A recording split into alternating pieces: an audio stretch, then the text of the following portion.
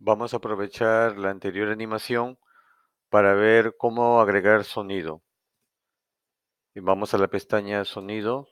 Vamos a elegir un sonido que sea un grito, el grito del objeto 1.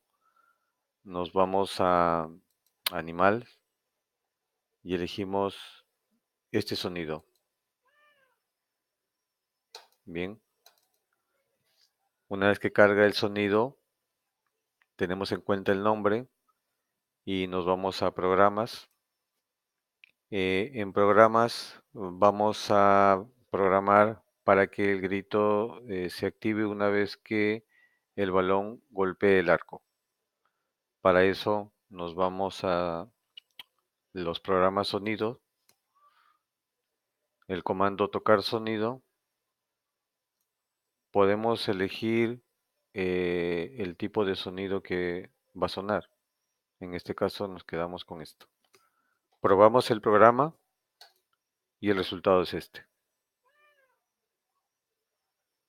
Ahí está.